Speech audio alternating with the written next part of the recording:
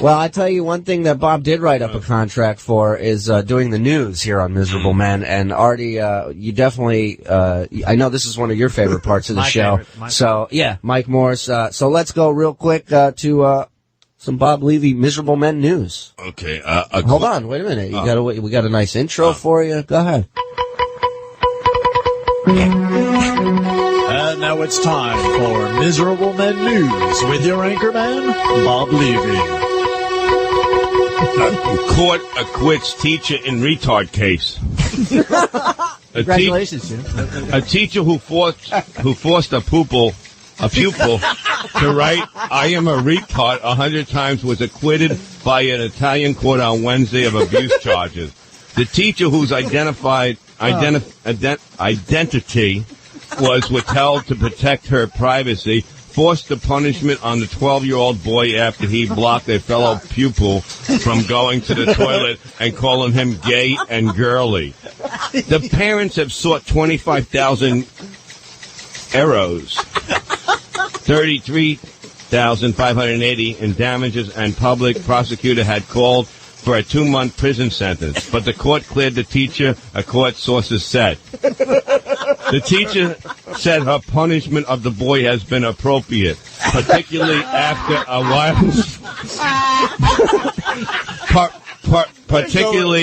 a wildly publicized case of an adolescent who committed suicide in Italy. Apparently, after receiving taunts at the school about being homosexual, gay rights groups have called the charges to be dropped. I never intended to humiliate the boy, the teacher told journalists after she was cleared. Journalist.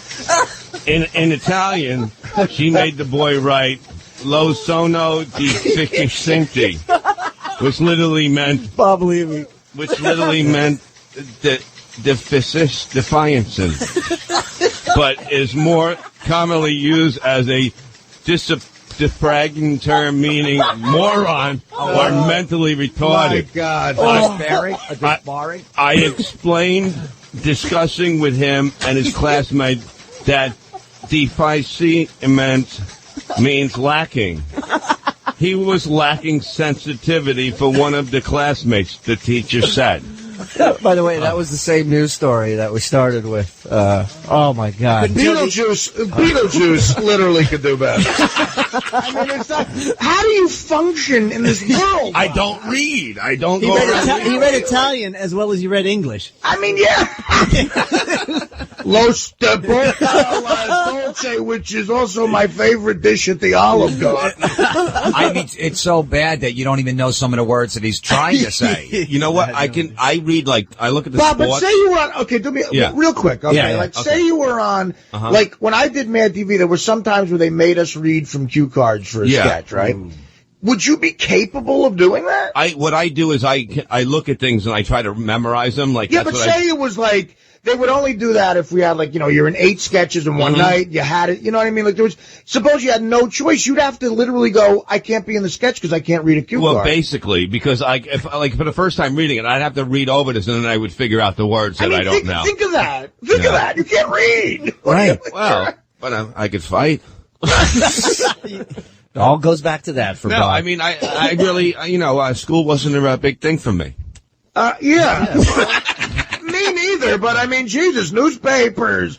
Levy's the only comic who never buys a newspaper. So you never have a newspaper. No, I can I look at the sports. I know what's going on, and I can see it in my head. But reading it, I think maybe I just need glasses.